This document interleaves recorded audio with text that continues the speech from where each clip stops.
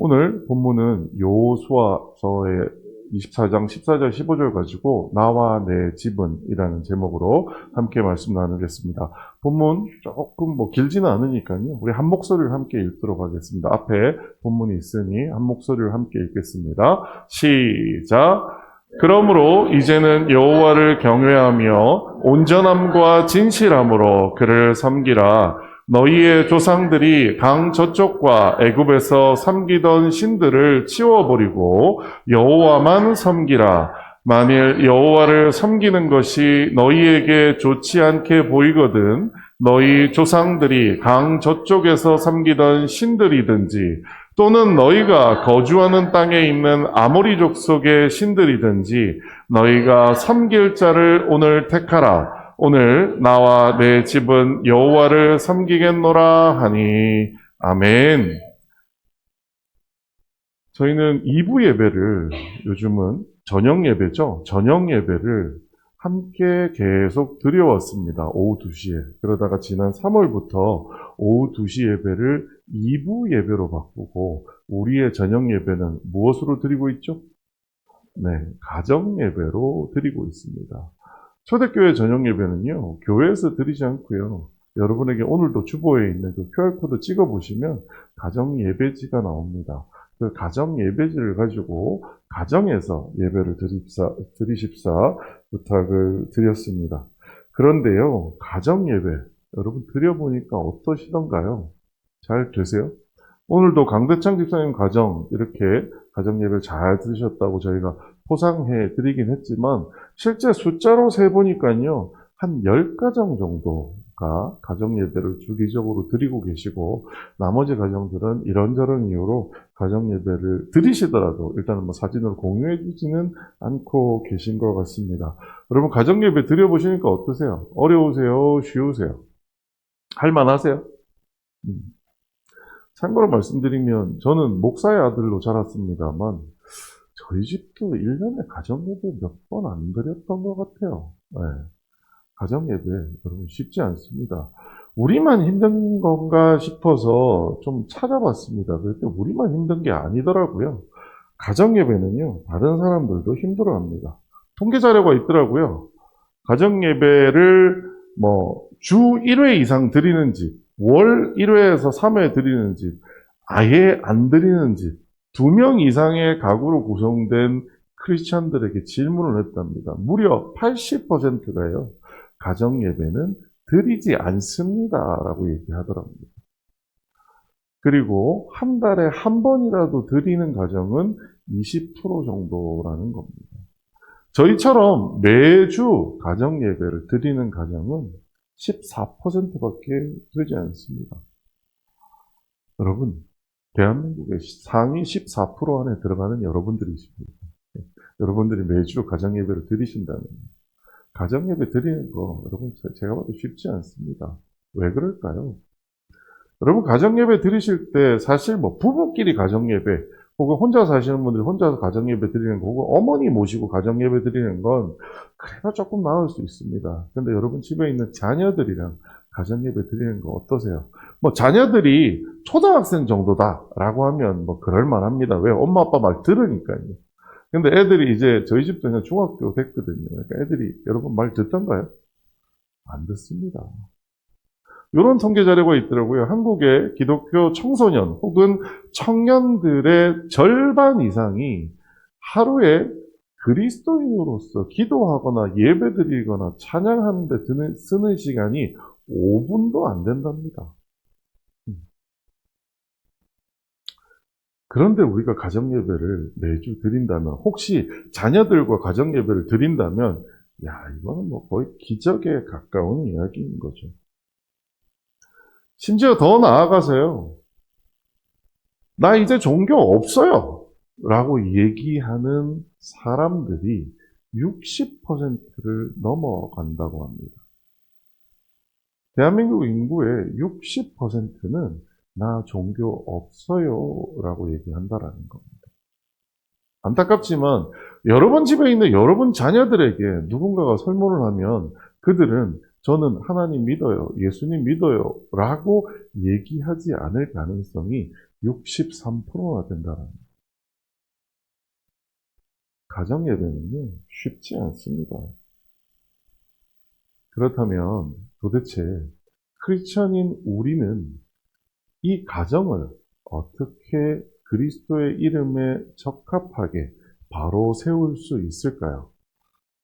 이 7월 한 달은 이것이 저의 설교의 주제입니다. 7월 한 달 동안 여러분과 함께 어떻게 가정을 주님 앞에 바로 세울 수 있을지에 대한 말씀을 한번 나누어 볼까 합니다. 오늘은 그 첫 번째 시간으로요, 여호수아서 말씀을 가지고 함께 나눕니다. 14절 이렇게 시작합니다.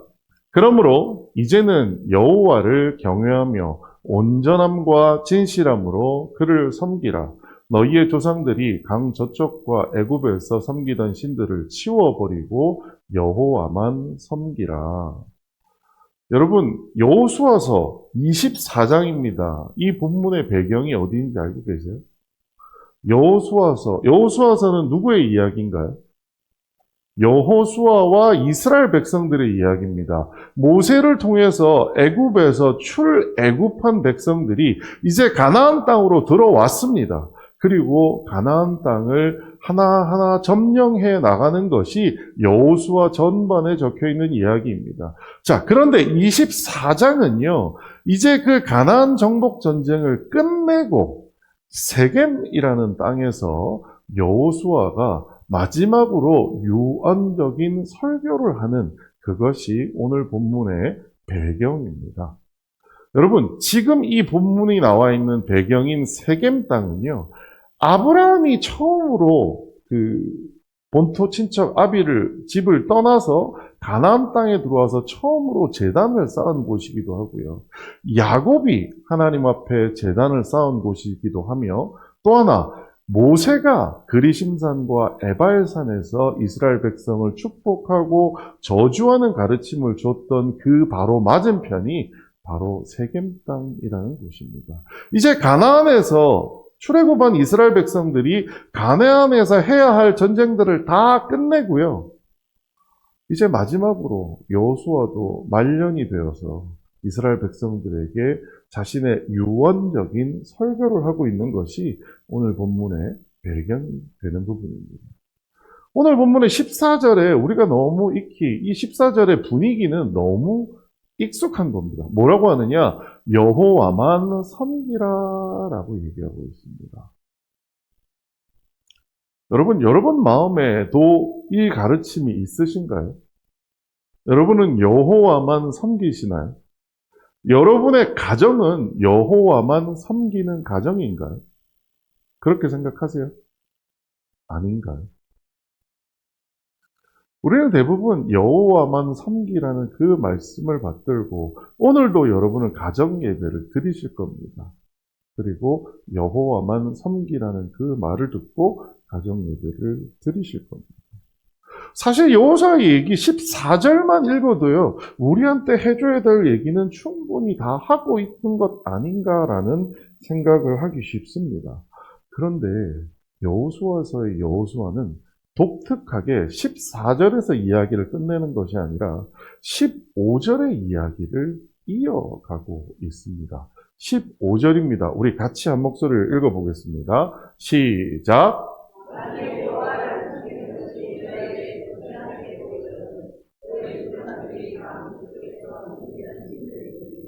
또는 너희가 거주하는 땅에 있는 아모리족 속의 신들이든지 너희가 섬길 자를 오늘 택하라. 오직 나와 내 집은 여호와를 섬기겠노라 하니. 아멘. 좀 뜬금없습니다. 14절에서 여호와만 섬기라 라고 명령을 하고 끝나도 될 이야기인데 15절에서 갑자기 뭐라고 얘기하냐면, 만일 여호와를 섬기는 것이 너희에게 좋지 않게 보이거든 이라고 이야기하는 것을 들을 수 있습니다. 이게 도대체 무슨 말일까요? 이스라엘 백성의 상황을 한번 두고 보자고요. 모세를 통해서 잘 살고 있던 애굽 땅을 나왔습니다. 그리고 40년 동안 광야를 유리하다가 드디어 약속의 땅이었던 가나안 땅에 들어왔습니다. 그들은 가나안 땅에 들어오기만 하면 하나님이 가나안 땅을 텅 비워놓고 이스라엘 백성이 딱 들어가서 깃발 꽂으면 그 땅이 내 땅이 되어서 살 수 있을 거라고 기대했습니다. 그런데 여러분 여호수아서 한번 시간 되시면 읽어보세요. 여호수아서에 보면 멋지게 여리고성이 무너지는 장면도 있지만요. 아이성에서 박살나는 장면도 있습니다. 그리고 24장 정도 오게 되면 이제 가나안 땅의 점령이 다 끝났다라고 얘기하지만 사실 실제 이스라엘은 가나안 땅을 100% 점령했을까요? 옛날 미국 영화 보면은요, 미국의 서부 개척 시대를 다루는 영화에 보면 사람들이 말을 타고 막 달려가가지고 어느 땅에다 깃발을 딱 꽂으면 그 땅이 내 땅이 되는 그런 영화의 장면을 본 적이 있습니다. 저는 이스라엘 백성도 아마 그렇게 생각했을 거예요. 요단강을 건너면서 내가 가나안 땅에 딱 들어가서 깃발만 딱 꽂으면 여기가 내 땅 이렇게 할 거라고 생각했을 겁니다. 그런데요. 가나안 땅 갔는데 이미 누가 살고 있어요? 이방 족속들이 다 살고 있어요. 이스라엘 사람들은 생각했어요. 야, 우리가 광야에서 40년 동안 본 게 있는데, 애굽에서 나오면서 본 게 있는데, 이 땅에 이방인 정도에 하나님이 해결해 주시겠지. 맞아요. 여리고성에서 멋지게 하나님이 해결해 주셨습니다. 그런데요, 싸움을 이어가면 이어갈수록 이방인들을 쫓아내기는커녕 이방인들과 같이 살 수밖에 없는 현실에 마주하게 된 것입니다. 그래서 사사기 1장 27절 여호수아서가 끝난 그 뒤의 역사서인 사사기에서 뭐라고 얘기하느냐? 므낫세가 베스안과 그의 딸린 마을들의 주민을 쫓아내지 못하네. 사실 1장 27절 이후에 보면 다 쫓아내지 못하매가 계속 이어집니다. 가나안 땅에 들어가면 다 해결될 거라고 생각을 했는데 해결됐어요? 안 됐습니다. 깃발만 꼽으면 내 땅일 거라고 생각했는데 안 된 겁니다. 그 상황에서 여호수아는 이야기하고 있습니다. 뭐라고요? 여호와만 믿으라. 이스라엘 백성들이 어땠을 것 같으세요? 누군가는 여호수아처럼 하나님에 대한 믿음이 변치 않고 여리고성에서의 그 어려운 하나님의 기적을 본 사람들은 하나님만 따르겠다라고 생각했지만 꽤 많은 사람들은 그러지 않았을 겁니다. 마찬가지로요. 오늘 우리의 현실은 어떻던가요? 여러분, 교회 나오니까 정말 젖과 꿀이 흐르는 가나안 땅처럼 여러분의 삶은 윤택해지시고 여러분의 몸의 모든 건강의 문제는 해결되면서 여러분의 모든 걱정거리가 사라지시던가요? 왜 아무도 아멘 안 하세요?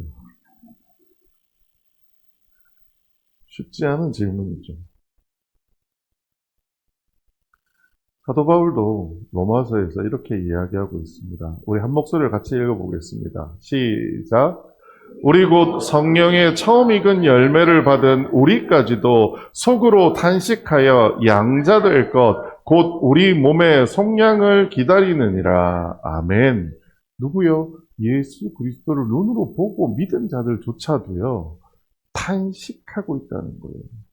예수님께서 우리를 구원했다라고 해서 믿고 이방인에게 전도를 다니고 있는 바울조차도 속으로 탄식하고 있고요. 자기 몸의 그 한계를 극복하기 위하여 기다리고 있다라고 얘기하는 겁니다.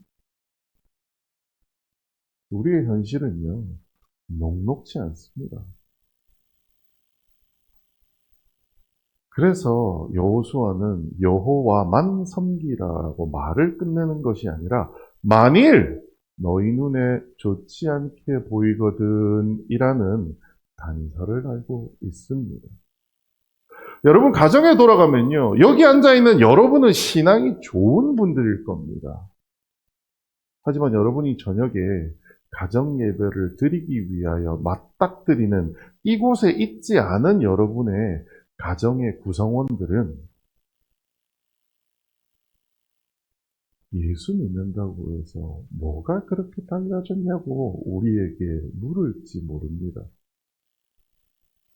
경상도 남자들은, 경상도 사람들은 그럼에도 불구하고 야! 가정 예배 드려야 되는데 왜 안 와? 그러지 않으세요?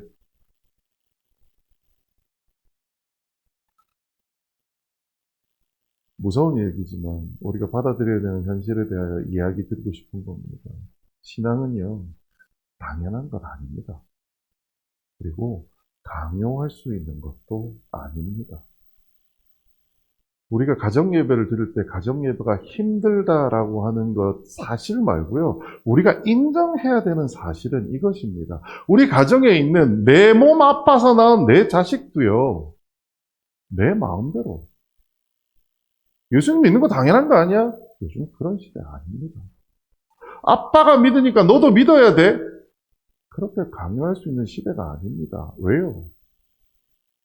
힘듭니다. 우리는 여전히. 만일 우리가 예수 믿는다고 해서 모든 것이 다 좋아졌다고 하더라도 이 시대에는 여러분의 자녀나 여러분의 가족에게 하나님 믿어야 한다라고 당연하게 강요할 수 있는 시대가 아니다라는 겁니다. 여호수아도 그래서 하나님만 섬기라고 얘기하는 데서 그치지 않고 열린 마음으로 그들 백성을 향하여 다시 한번 묻고 있는 거라고 생각합니다. 자, 두 번째 이렇게 얘기합니다. 너희 조상들이 강 저쪽에 섬기던 신들이든지 또는 너희가 거주하는 땅에 있는 아모리 족속의 신들이든지 너희가 섬길 자를 택하라라고 얘기합니다. 두 번째 우리가 인정해야 할 것은 뭐냐면요. 우리 안에 신들이 있다라는 겁니다. 하나님 외에. 이스라엘 백성들이 가나안 땅에 들어갔더니요. 혹은 애굽에 있을 때요. 그들에게 신이라는 존재는 매우 유용한 존재였습니다. 유용하다라는 게 무슨 얘기일까요? 매우 효과적이었어요. 왜냐하면 이 모든 신들이 따로 있었습니다. 공부의 신이 따로 있어요. 그래서 우리 아들 공부 잘하게 해주세요. 그러려면 그 신한테 가서 빌어야 되고요. 재물의 신이 따로 있습니다. 재물 구하고 싶다. 나 재물이 많아서 부자 되고 싶어. 그러면 그 신한테 가서 구해야 됩니다. 내가 전쟁을 한다 그러면 전쟁의 신한테 가서 구해야 됩니다. 내가 건강하고 싶다면 건강의 신한테 가서 구해야 하는 겁니다. 사람의 생각의 한계상 인간이 경험한 것을 우리 한번 생각해 보죠. 여러분, 공부도 잘하고요. 부자에다가요. 전쟁도 싸움도 잘하고요. 건강까지 하는 사람을 뭐라고 부르는지 아세요? 엄마 친구 아들이라고 한답니다. 그런 사람이 존재하나요? 없습니다. 그래서 우리의 인지 구조에는 신들도 공부의 신 따로, 재물의 신 따로, 전쟁의 신 따로, 건강의 신 따로, 이런저런 신들이 따로 있을 거라고 생각하기가 쉬운 겁니다. 애굽에도 그렇게 신들이 있었고요. 이스라엘 백성이 가나안 땅에 왔더니 가나안에는 신들이 더 많은 거예요. 그들이 보기에는 매우 합리적일 수 있습니다. 전쟁을 할 때는 이 신한테 가서 얘기하고, 부자가 되고 싶으면 저 신한테 가서 얘기하고, 몸이 아프면 저 신한테 가서 얘기하고. 왜요? 사람이 그렇게 생겨먹었습니까? 그래서 그 당시에 그들에게 신은 유용한 존재들이었다라는 거죠. 오늘날 우리에게도 매우 유용한 신들이 있습니다. 여러분, 어떤 신이 여러분 집에 있나요? 어떤 신이 여러분 댁에 계신가요? 첫 번째 제가 드릴 신은요. 돈과 성공이라는 신입니다. 여러분 혹시 돈과 성공 싫어하는 분 계세요? 없으실 겁니다. 그렇죠? 모두가 돈과 성공의 신을 추종하고 있는 것이 사실입니다. 그런데 우리가 한 가지 기억해야 될 것은 돈과 성공의 신은 나를 인정받게 하고 나를 안전하게 보호해 줄 것 같습니다. 그렇지 않나요? 여러분 왜 돈 벌어야 되는데요? 왜 성공해야 되는데요? 내가 인정받으려고요. 내가 안전하게 보호받으려고요. 그런데 실제 돈을 벌어보고요. 여러분 실제 성공해보면 해보셨나요? 돈도 벌고 성공도 좀 해보셨어요? 해보신 분들은 알던데 네. 안 해보셨다면 오늘 간접 체험 한번 해보죠. 네. 그렇게 성공하신 분들은요. 계속해서 비교를 한다. 내가 100억을 가지면은요, 200억 가진 사람이 부럽고요, 200억을 가지면요, 300억을 가진 사람이 부럽습니다.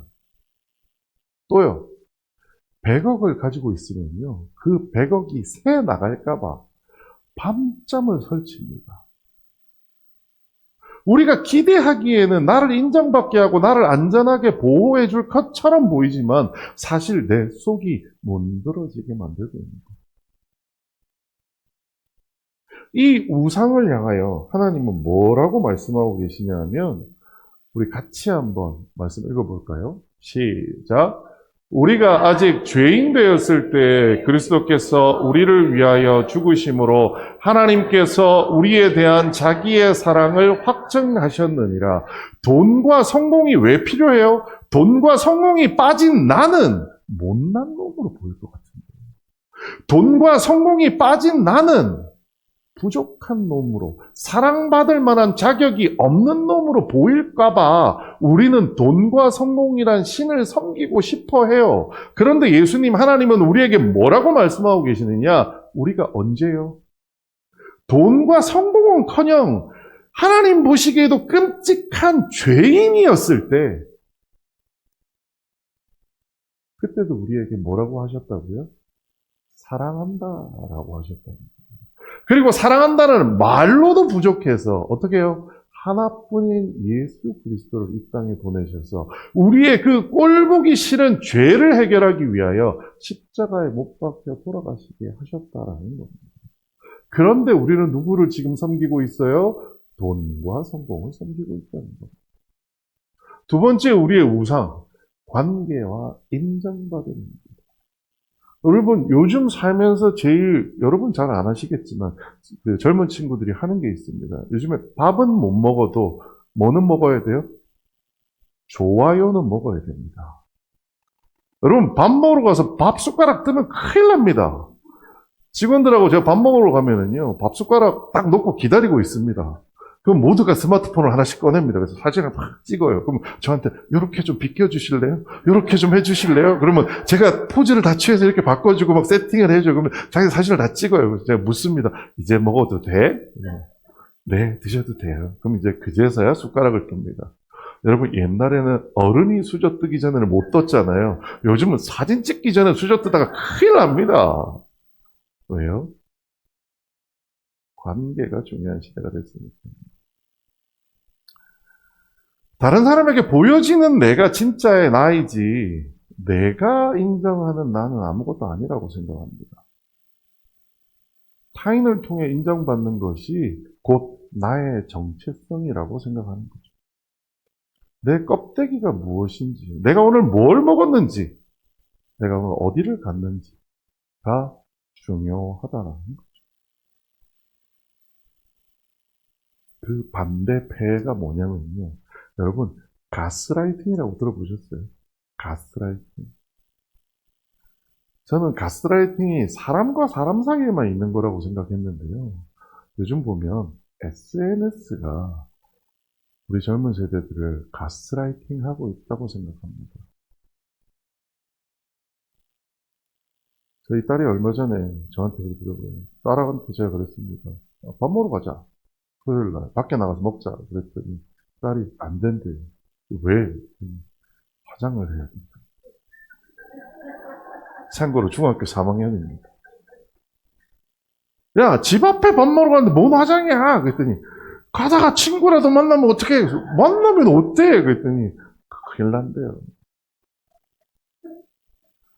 다른 사람의 시선이 중요한 사람들에게 가장 크게 문제가 되는 게 뭐냐면, 다른 사람의 시선에 조정받게 된다는 겁니다.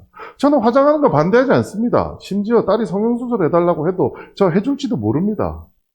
하지만 되게 안타까운 거는 자기가 좋아서 하는 거는 괜찮아요. 거울을 보고 즐겁기 위해서 하고 싶다? 뭐 그럴 수 있죠.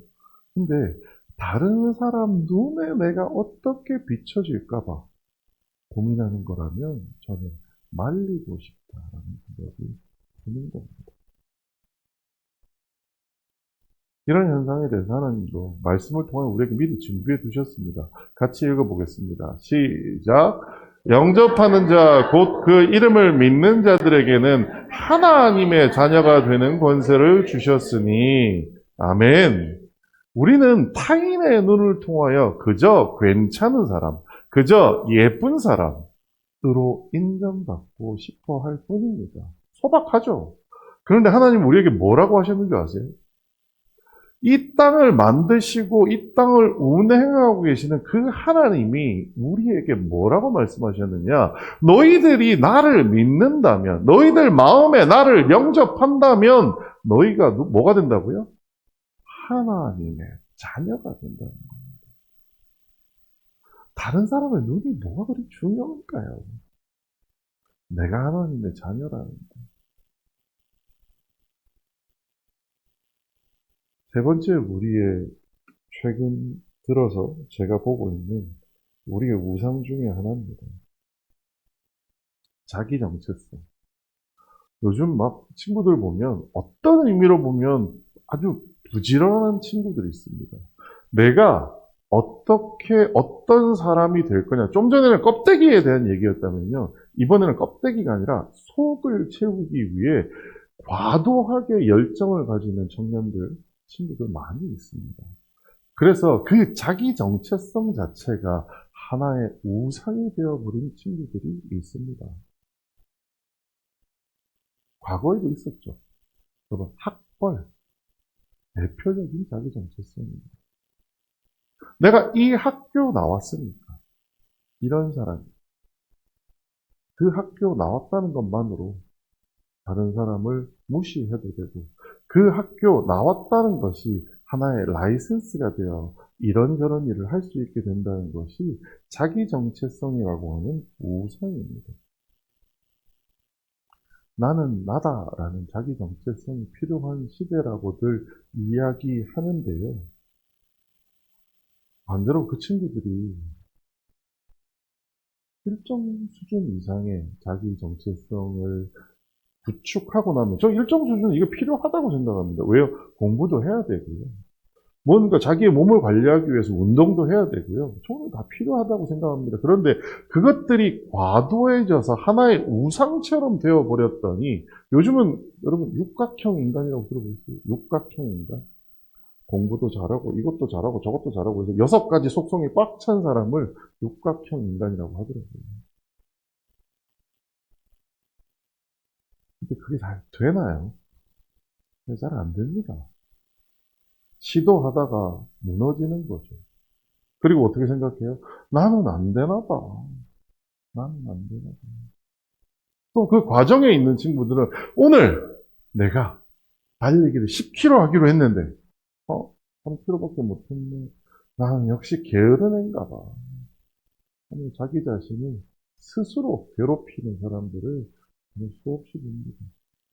전 이것도 이 시대의 하나의 우상이라고 생각합니다. 이 우상에 대하여 하나님 우리에게 이렇게 말씀하십니다. 같이 한번 읽어보죠. 시작. 내가 그리스도와 함께 십자가에 못 박혔나니 그런즉 이제는 내가 사는 것이 아니요 오직 내 안에 그리스도께서 사시는 것이라. 아멘. 우리는 내가 이걸 해야 한다라고 생각합니다. 그거를 하지 못하면 내가 아니고요. 그거를 하면 과도한 자기 자신감으로 넘치는 시대에 살고 있다는 거죠. 그런데 하나님 우리에게 말씀하십니다. 사도 바울이 갈라디아서에서 얘기한 거죠. 이제는 누가 사는 게 아니라고요? 내가 사는 게 아니라는 거예요.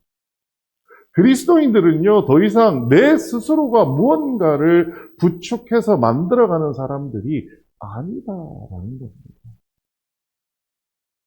아침 출근길 지하철 타고 버스를 타고 한강을 넘을 때마다 여러분 여러 번 말씀드렸지만 그런 생각을 합니다. 하나님, 오늘은 어떤 거를 가지고 저를 또 가르치시려고 합니까? 라는 기대를 가지고 한강을 넘습니다. 그리고 퇴근길 다시 한강을 건너올 때 저는 또 그렇게 하나님께 기도합니다. 하나님, 오늘도 하나님 덕분에 배우기도 하고 참기도 하고 하루를 버티고 돌아갑니다. 내가 사는 것이 아니고 하나님이 사시는 것이다 라고 하는 것을 우리는 알 때 자기 정체성이라는 우상에서 벗어날 수 있습니다. 네 번째는요, 정치적 이념이나 신념이 우리의 우상이 된 경우입니다. 얼마 전까지 교회 안에서 이런 일들 많았습니다. 정의, 공정, 개혁 등의 절대화된 가치가 우리를 마치 구원이라도 해줄 것처럼 믿는 성향들이 많이 있었습니다. 어떤 정치, 우측에 쓰면 혹은 왼쪽에 쓰면 오른쪽에 쓰면 그것이 하나님의 뜻이다라고 이야기하는 경우 정말 많이 보았습니다. 그런데요, 정치적인 성향은 여러분의 자유이긴 합니다만 정치적인 성향이 가져오는 하나님이 기뻐하시지 않는 모습이 있다라고 하는 것을 우리는 알아야 합니다. 뭐냐? 상대를 악마화하여 분열과 갈등을 조장한다는 거예요. 여러 번 여러분께 설교하며 말씀드렸습니다. 한 교회 안에 파란 편이 계시고요, 빨간 편이 계십니다. 이렇게 정치적 이념이 난리치기 전까지는요, 매번 예배에 오시며 하하호하며 함께 웃으며 부둥키고 함께 울고 함께 울던 한 교회의 성도였습니다. 그런데 어느 날 교회 안으로 정치가 들어오기 시작했더니요, 세상에 그런 적이 없습니다. 함께 예수 믿는 사람인데 왜 그렇게 미워해야 되는지 저는 보면서 이해가 안 가더라고요. 제가 강대상위에서 단 한 번도 정치 관련 얘기를 드리지 않고 오히려 어느 한편에 정치에 빠지는 것에 대한 비판만 했던 이유가 바로 이것입니다. 여러분, 정치는 여러분 개인의 자유입니다. 제가 그걸 가지고 여러분 우측에 쓰세요, 왼쪽에 쓰세요 못합니다. 하지만 어느 한쪽에 섰다고 해서 반대쪽에 있는 사람들을 악마화하고 그 사람들과의 분열과 갈등을 조장한다면 이것은 하나님이 기뻐하시는 일이 아닙니다. 왜요? 갈라디아에서 이렇게 얘기하고 있습니다. 같이 한번 읽어보겠습니다. 시작! 그는 우리의 화평이신지라 둘로 하나를 만드사 원수된 것 곧 중간에 막힌 담을 자기 육체로 하시고 아멘. 여기에서 둘이 마치 하나님과 사람이라고 착각하기 쉬운데요. 갈라디아서 2장 한번 읽어보십시오. 여기 둘은 누구를 얘기하냐면 유대인과 이방인을 얘기합니다. 여러분, 유대인에게 이방인은 누구였어요? 지옥의 불쏘시개였습니다. 그런데 예수님께서 오셔서 그 전까지만 해도 유대인들은 지옥의 불쏘시개로 써야 한다고 했던 그 이방인들을 어떻게 하셨다고요? 유대인과 하나로 만드셨다고 얘기하는 겁니다. 그래서 원수된 것, 곧 중간에 막힌 담을 자기 육체로 허셨다라는 겁니다. 우리가 누구를 미워하고 싶어지고 틀렸다라는 얘기를 하고 싶어질 때마다 뭘 기억해야 되냐면 여러분, 미워하는 그 마음이 뭐예요? 죄입니다.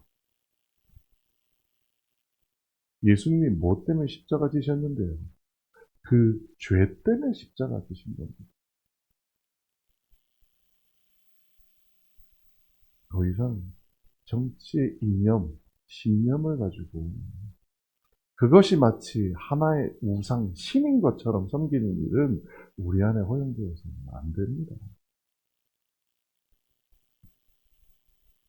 그리고 여호수아는 이러한 우상들을 떠올리며 우리에게 이렇게 요구합니다. 너희가 섬길 자를 오늘 택하라. 오늘 택하라. 라는 겁니다. 여러분, 택한다라는 말이 무슨 말일까요? 두 개 중에 하나는 버리라는 소리입니다. 오늘 앞서서 얘기했던 우리가 섬기고 있는 신들, 돈과 성공, 관계와 인정, 자기 정체성, 정치 이념과 신념이라고 하는 그 우상과 여호와 하나님 중에 하나를 선택하라는. 그런데 우리는 혹시 여호와 하나님께 이 우상들을 우리의 기도 제목으로 삼고 있지 않나요? 하나님, 돈 벌게 해주세요. 하나님, 관계 해결해 주시고 인정받게 해주세요. 하나님, 내가 이런 사람 되게 해주세요. 하나님, 이러한 정치 성향이 이 땅에 하나님 뜻에 맞게끔 되게 해주세요. 라고 우리는 기도하고 있지 않나요?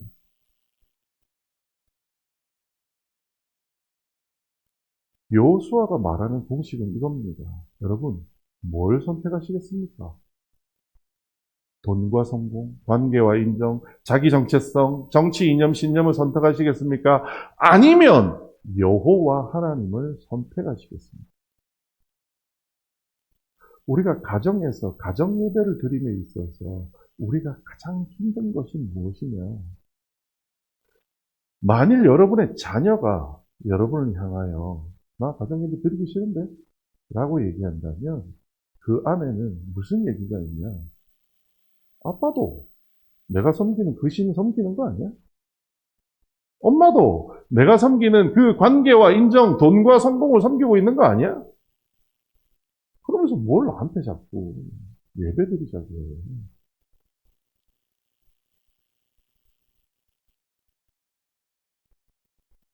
두 번째, 여호수아는 이렇게 얘기합니다. 내일 택하는 게 아니고요. 언제 택하라고요? 오늘 택하라고 얘기합니다. 오늘 택하라. 지금 이 순간 우리는 택해야 합니다. 그런데요, 내일이 되면 내일이 뭐예요? 또 오늘이에요. 우리는 매일 그냥 오늘을 살아갈 뿐입니다. 그러면 매일매일 우리는 이것을 택하며 살아가야 한다라는 거예요. 오늘도 나는 여호와를 택하고요. 내일도 나는 여호와를 택하고요. 모레도 나는 여호와를 택하는 것. 그것이 오늘 택하라는 말의 진정한 의미입니다. 월요일부터 토요일까지는 돈과 성공을 택하고 주일날은 여호와를 택하는 것. 그게 저의 삶이었습니다. 과거에. 그런데 여호수아는 뭐라고 얘기하느냐? 매일 택하라는 거예요. 무슨 뜻이에요? 내 믿음이 내 삶이 되어야 한다는 거예요. 예전에 설교하면서 그 말씀 드렸죠. 교회 안에서는 그리스도인, 밖에 나가면 뭐요? 민간인.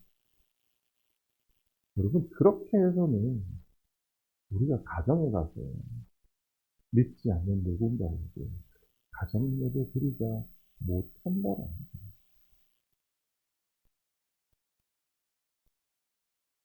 여호수아는 마지막에 이렇게 선언합니다. 나와 내 집은 여호와를 섬기겠노라 합니다. 누가요? 여호수아 자신이. 그 집안의 가장되는 여호수아 자신이 여호와를 섬기겠다고 먼저 선언하고 있습니다. 여러분, 이 모든 것은요, 아무리 우리가 가부장제 어쩌고 저쩌고 얘기하지만 가장의 선택이 중요합니다.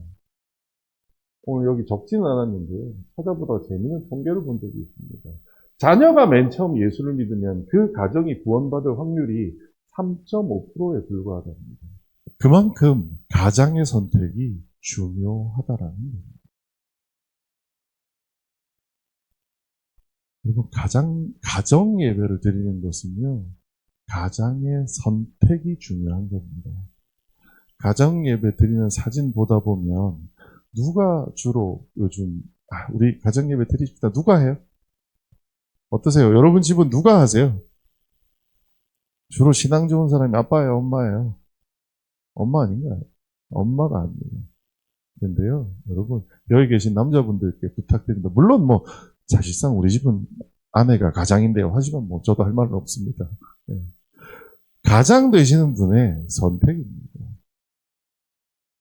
가정예배는 가장이 선택하는 걸로 시작합니다. 그리고 우리 기억해야 됩니다. 가정예배 내가 드리겠다고 앉았다고 해서 모든 가정의 구성원들이 와서 예배를 드릴 거라고 당연한 것처럼 혹은 강요하지 마십시오. 왜요? 우리에게 존재하는 우상이 그들 눈에는 다 보입니다. 가족의 구성원들도 알아요. 아빠도 결국 내가 좋아하는 그 돈과 성공의 우상, 아빠도 똑같이 따르고 있잖아. 근데 굳이 형식적으로 일요일마다 그렇게 하자고 해. 그래서 우리가 먼저 해야 될 것은요. 가정예배는 내가 선택해서 드리기 시작하되 우리가 우리 마음에 가지고 있는 우상들을 직면해야 합니다. 우리에게 어떤 우상이 있는지 여러분 생각해 보셔야 합니다. 우리의 기도 제목들 속에 혹시 우상이 들어있지 않은지, 하나님을 통하여 우상을 섬기려고 하는 건 아닌지 우리는 생각해 보아야 합니다. 그리고 우리는 그 우상과 여호와 하나님 사이에 선택해야 합니다. 그리고 그 선택은요, 주일날 저녁 가정예배 시간에만 하는 게 아닙니다. 선택은 어떻게 해야 돼요? 매일매일 하는 겁니다. 교회 나왔을 때는 그리스도인이고 집에 가서 가정예배를 드릴 때는 그리스도인인데 평소에 살 때는 민간인으로 사신다면 우리는 그 우상을 아직 내려놓지 못한 겁니다. 그 우상을 내려놓지 못해서 내가 선택을 못한 채 나의 자녀들에게만 일요일 저녁에 한 번만 가정예배 드려주지 않겠니? 라고 하는 것은 어쩌면 하나님을 기만하는 일인지도 모릅니다. 여러분, 그 선택이 매일매일, 매 순간 지속된다면 그것이 바로 우리의 신앙이 될 것입니다. 이 모든 것의 제일 먼저의 출발점이 뭐라고요? 가장이 이 모든 선택의 출발점이 되어야 합니다. 오늘 여러분 집에 가셔서 가정예배 드리실 텐데요. 다른 가족들에게 강요하지 마시고 여러분 가장 되시는 분이 먼저 자리에 앉아서 한번 기도하고 생각해 보십시오. 나에게 어떤 우상이 있었지? 내가 내 자녀들에게 혹은 내 아내에게 내 남편에게 내가 그 우상을 섬기는 모습을 여전히 보여주고 있지 않나? 라고 한번 생각해 보십시오. 그리고 오늘 성경 말씀처럼 오늘 그 자리에서 기도하며 하나님께 나 오늘 이렇게 하나님 택하겠습니다. 라고 기도하는 여러분의 가장이 되시고 여러분의 가정 예배가 되기를 주님의 이름으로 부탁드리겠습니다. 기도하겠습니다. 지금은 우리 주 예수 그리스도의 은혜와 하나님 아버지의 크신 사랑과 성령님의 감동 감화하심과 충만하심이 오늘도 저희들이 주님 앞에 머리 숙여 여호와를 찾는 우리들에게 응답하시는 이 모든 놀라운 역사가 피로갑주고 세우신 교회와 흩어져서 주의 이름을 부르는 모든 가족들 위에와 우리가 사랑하고 기도하는 나라 민족 위에 영원토록 함께 계시옵기를 간절히 축원하옵나이다.